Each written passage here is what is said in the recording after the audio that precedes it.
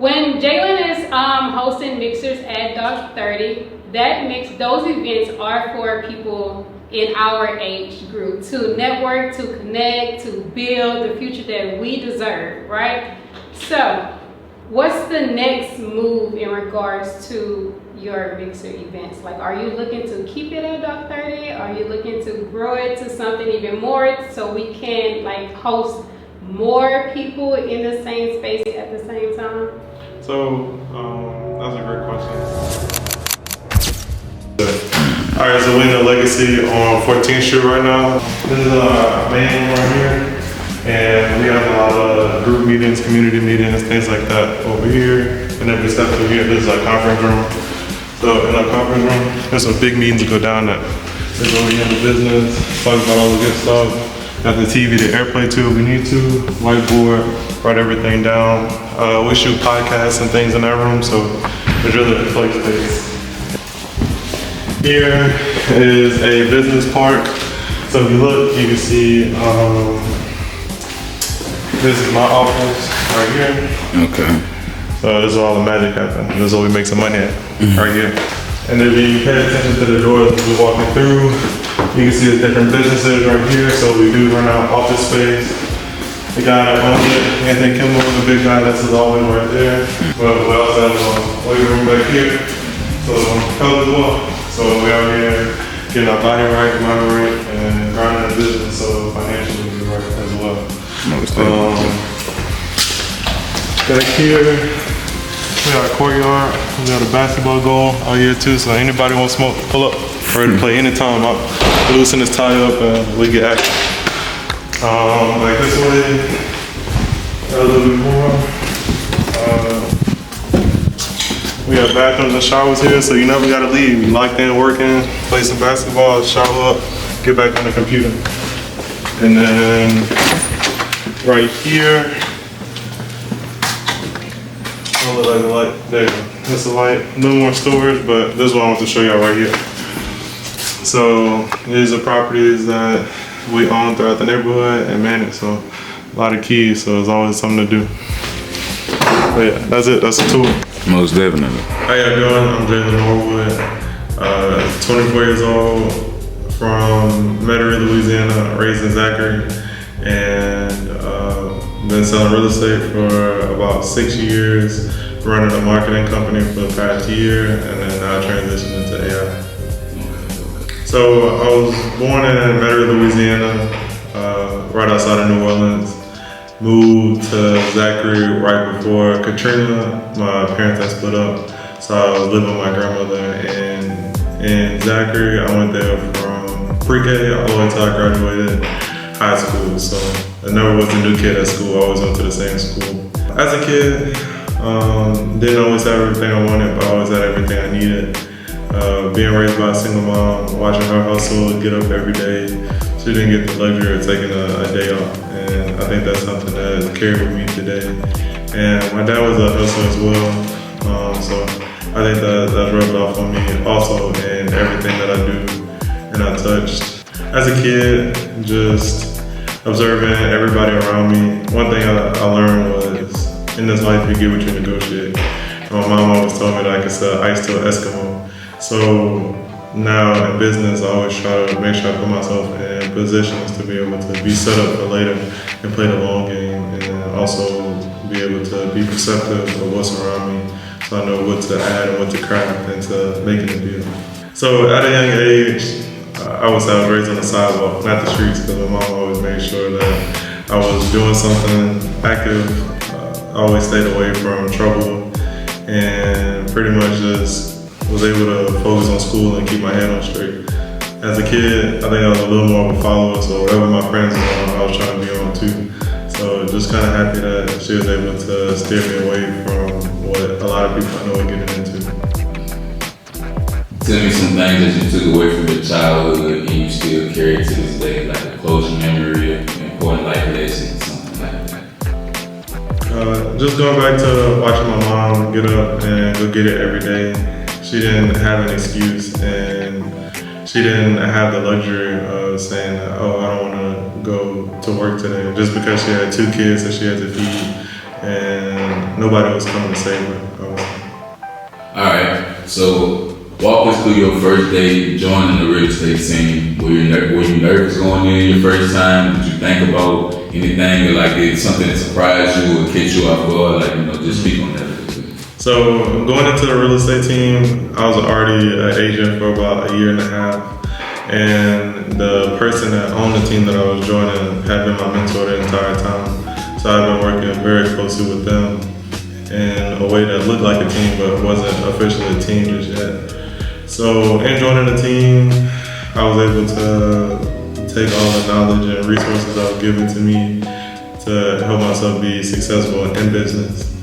And at a certain point there, kind of like with my mom, I realized nobody was coming to save me. I thought being able to lean on my mentor, who was one of the top agents in the state, really good agent, would be able to save me as an agent. But then I learned that everything fell on me being an independent contractor, self-employed.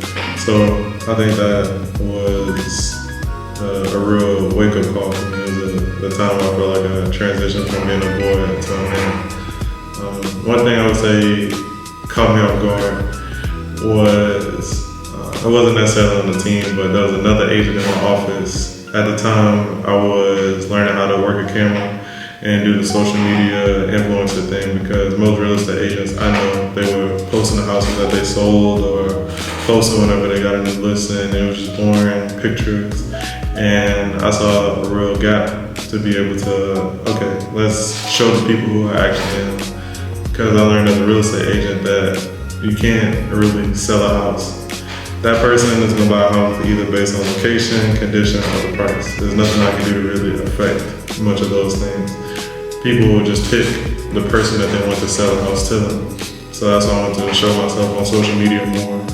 And so videoing a lot as an agent in my office who told another agent, hey, why are you learning from Jalen? What, you want to be a video person or a real estate agent? And that turned me up. So I had challenged him to a bet.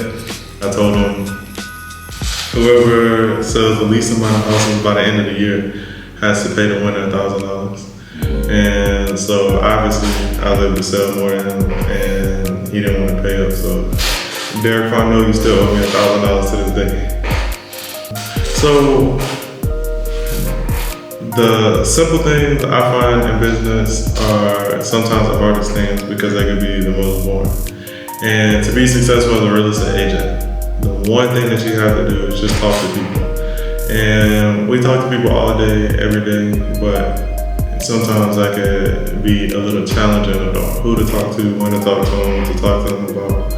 And the moment that I really committed to being able to talk to 20 people in a day, which translated to 100 people in a week, which is 400 people in a month. Being able to maintain those numbers over a consistent period of time, even if I talk to 100 people in a week and nobody wants to buy a house, still having to wake up and then go the next week and still talk to people. It can be challenging. People telling you no all the time, or I started selling real estate at 18 years old, so I was a kid trying to convince grown tax filing adults that have kids and real world problems to buy a house from me while I was still in college. So being able to just have the mindset and wherewithal to still be able to wake up and call people, eventually it started translating into sales. So the consistency of being able to have those conversations is what was able to help me become a top agent. Okay. Now, what separates a top selling agent from a mid to low selling agent in your opinion? There's something in all business called the 80-20 principle. And the 80-20 principle is 80% of the income that's generated is generated by the top 20% of people in any environment. And same thing with real estate agents. 20% of agents sell 80% of the houses in any given market. And the thing that separates them, I would say, is the ability to make those conversations. Because everybody knows at least 3 people within a year that's looking to buy or sell a house. So within every one person you talk to, has a potential for 3 different transactions. So just being able to make those calls in real estate, only 20% of agents sell 8 houses or more within a year. And I've done close to that in 1 month. So it really levels to being able to sell houses. And it's not necessarily an easy thing. So I don't want to sit here and say it is easy. Everybody sees the lifestyle, people driving the cars, wearing the nice clothes, showing the houses they sold on social media. And then it's not as glamorous as it sounds, because a lot of the money you gotta split up. You gotta split it with your brokerage. You gotta pay taxes. You gotta pay this fee. You gotta pay these dues. Everybody got their hand out whenever you're an agent, because you still have to maintain your license. You still gotta pay for this, pay for that, and you still have to live a life at the end of the day. And nobody's here to pay your paycheck if you don't sell a house. So if you don't eat, you don't kill. And for a lot of people, that's a lot of pressure. And life still happens. So I think the thing that just separates people is just the hunger to go get it. So meeting Anthony. After I left the real estate team that I was on, I was an agent on my own, as I am today. And right after that, I sold more houses within a couple months, leaving the team, than I did the whole time I was on the team. So that just taught me be mindful of your environment. And after I sold those houses, every time I was turning a check in, I was feeling like, when I turn the check in, I love real estate again. When I turn the check in, I love real estate again. Because I thought the money would breed the love for what I was doing. And at that point, I kind of figured maybe I need another path in life. And I still love real estate. I just couldn't figure out where my placement and footing would be in the real estate world. So I discovered real estate development. And at that time, I had discovered tiny houses. They were kind of new, trendy, happening in other states, and we didn't have any of that here. And I thought it'd be amazing to be able to bring a tiny house concept right here to Louisiana. I didn't know how I was gonna do it. I was probably 21, 22 at the time, but I just felt the need to make that happen. And so one of my friends, his parents own some land, and they were willing to take a chance on me and allow me to build the tiny houses on that land. So started working, getting the plans drawn up, meeting with the city of Baker, riding around with the mayor, having these conversations. And I learned that politics is real heavy, not due to the mayor, but due to the planning and zoning committee and who they're shaking hands with, different things like that. So not to speak down on the city of Baker, but it made me realize I gotta get stronger before I step off into this industry. And also too, with the project I was working on, when I was cooking the numbers up, it was either a small profit or a break even. And that kind of scared me, because a lot of the times, whatever profit you think you're gonna make, you're probably gonna make just a little bit less than that in a margin of error. So I didn't feel comfortable with that deal, so I decided to step away from it. But it gave me a real taste for what this world could be. And Anthony Kimball was the only black real estate developer I even heard of. So I shot him a DM on Instagram and told him, hey, this is the project I'm working on. Can you help me? And he called me and he asked me to come by and see his office. And I think it was a Tuesday. Whatever Tuesday that was, I've been here at the Legacy ever since. I never left. And that's been that. One day we were riding from New Orleans in the car, and I asked him the same question, and he said, be able to add value and be able to sell. If you could do those two things, then you would be good. And also have a platform. So combining those things together, I think, translated into me having a marketing company. Just being under his wing, he's working on a project in North Baton Rouge right now called the Inspiration Center. And at the Inspiration Center, it'll have a plethora of amenities like basketball gyms, programming for the kids, a lot of high-tech things that they'll be able to engage with. And being a part of that project on the real estate development side, I realized that these people didn't have any marketing, and the whole world needs to know what's going on here. And especially being in North Baton Rouge, one of the most impoverished neighborhoods in the entire country, and has some of the highest crime rates. So I pitched to them that I could do some marketing. They asked me to send them a contract from my company. I didn't have a company or a contract at the time, so I had to hurry up, go create a company, write up a contract, and send it over to them. And that's how I got my first marketing client.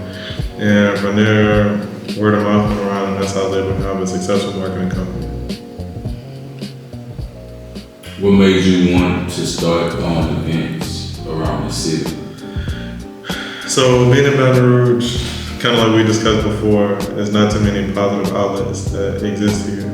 And I was trying to figure out a place I can go where other young professionals exist, I can talk to, network with, and just put our minds together so we can all grow and be in alignment together. And I realized quickly that that didn't actually exist. So I reached out to one of my friends, my photographer Ace, and I know that he did marketing at a bar downtown, Dark 30. And so he talked to the owner about the concept that I had. The owner was with it, and this month will be the 13th event that I'm doing. So it worked out. So I just wanted to have a place where people like me could all come together and find commonality to be able to help grow and help each other further our causes. So for me, I try to curate experiences more than an event, because a grocery store having a 50% off sale could be considered an event. So I just want to have an experience. So whenever you come in, I try to make sure everybody's greeted. We'll play a game. I have charcuterie. Still don't even know how to spell that, but it's something that everybody could partake in to pair with their wine. The wine gives you a nice, relaxing feel after having a long day at work, because usually it's on Wednesday.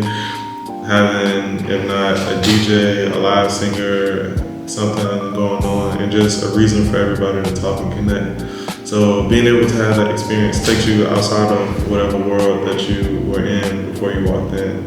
And it'll also leave you with something that you'll be able to grow from with whenever you walk back into the world that you left when you came in there. Everything, I don't think I went looking for any of it. I just kind of fell into all of it. So being a real estate agent when I was in college, my uncle, he was a real estate agent. I know I wanted to graduate college early, and this is a way that I could focus on my studies without having to work an actual job with punch a clock that would take a bunch of time away. So I was able to graduate college a year early because I was a real estate agent. Real estate development, it was a way for me to still stay into real estate without having to exit the world of real estate. And marketing, just being a real estate development, seeing that there was an opportunity there. And I went to LSU for marketing, and I also did the social media influencer thing for myself. So I knew how to build a platform and engage with the audience. And that also kind of leads into what I'm stepping into now with AI. All the businesses that I've been working with, whether it's as a real estate personnel, as a marketing company, or any other capacity, I see the gaps and pain points that they have. So stepping into a space using AI to help them just feels like the next thing I'm falling into, just like everything else. So as a business owner, a lot of the times we get stuck working in the business versus working on the business. Meaning we're writing our invoices, we're making sure all the team communications, client communications are happening. We have to keep up with our meetings. We have to remember everything, and doing all these menial repetitive tasks will take away from you being able to ideate and grow the business and keep the energy that you had whenever you started the business, not become working a job. So we have artificial intelligence at our fingertips right now. It's not too expensive, so being able to centralize and systematize everything that you have going on so that you can work on scaling your company, help develop your personnel, and help bring more money in, because that's why you have the business in the first place. I just have the platform and the AI tools to be able to help companies do that so that you can continue to do what you love doing versus again stuck in the things that you have to do. Okay. What keeps you going?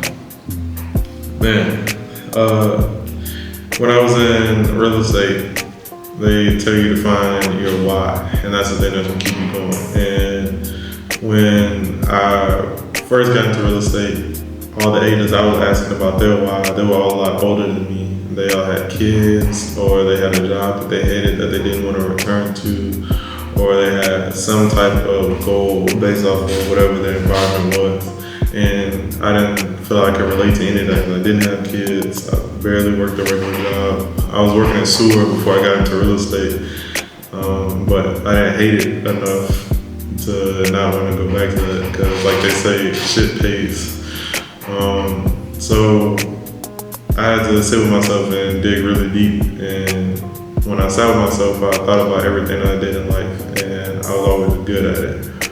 And in that moment, I made a pledge with myself that everything that I touch from now on, I'll be great at. So just a need to be great, that keeps me going every day. My end goal, I think, is just equity and ownership. So it's better to have a small piece of a really big pie than 100% of a no pie. So being able to work with people and we all move towards a common goal, and I offer ownership to people in my companies, which I've done before, and I help people out and they offer me ownership. And I think that's the way that we really navigate and reach the type of freedom that we desire versus just taking flat pay and salaries. I think that those are great things. They help with stability and they're needed, and we'll all take those things. But being able to see the longer play and having the equity and ownership, that's how we really advance and help each other. I don't feel like I'm special. I feel like I'll get up and go do what needs to be done. So just because I feel like I'm able to do the things that I'm able to do, I think anybody can do it, and I think anybody can do it better. I want to make having businesses, wearing suits, showing up, being a man of your word. I want to make that real fly. So I want to show people that, yeah, you got a diamond chain, you can have iced out teeth, whatever you want. You can wear your clothes however. I know what fly look like, and a lot of times that can be fly. But I also want to show that running a business, having good relationships, networking, I want to show that that's fly too. And just make it look cool, because that's what we chase at the end of the day. I've seen a lot of businessmen look really cool, and that's what I desire to be. And you can only go as far as what you can see in life. So I just want to show people that doing business, running AI, doing marketing, real estate, all that could be fly.